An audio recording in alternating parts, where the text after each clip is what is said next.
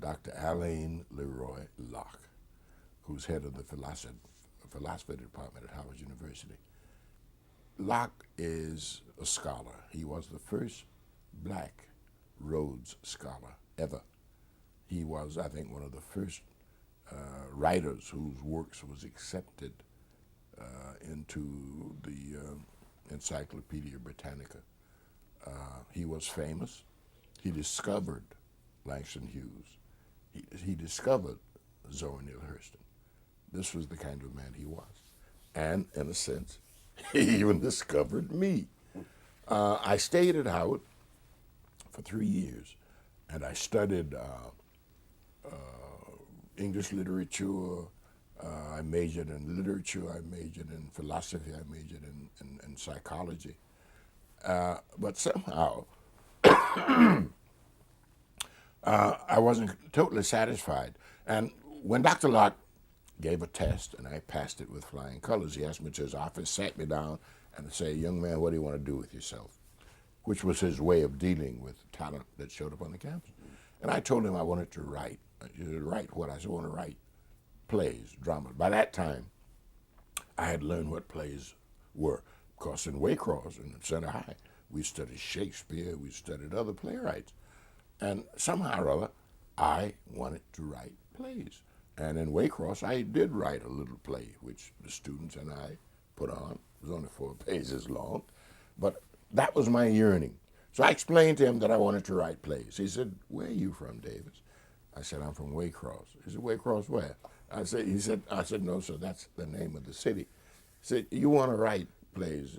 Have you know anything about the theater?" I said, "Oh, yes." "You've been to the theater?"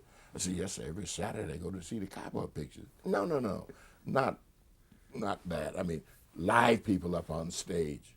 Have you ever seen that? I said, "Well, in high school we used to do it." He said, "You never saw a professional play on stage?" I said, "No, sir." "And you want to write for the stage?" I said, "Yes, sir." He said, "I see." you, you may be in a little trouble here. I tell you what you do. When you finish college, you go to New York and go to Harlem. There is a little theater group called the Rose McClendon Players. They operate out of the 124th Street Library.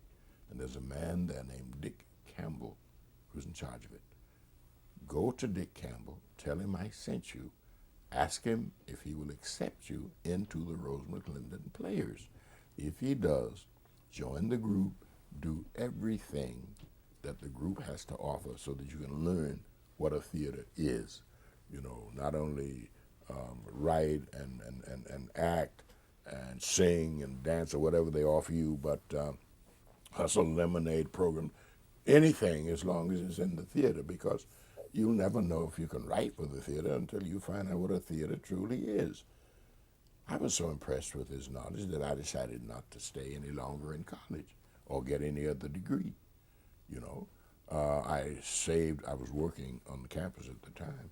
I saved a little money, and a friend and I, on April 23rd, 1939, took the Pennsylvania Railroad, came to Penn Central, got out.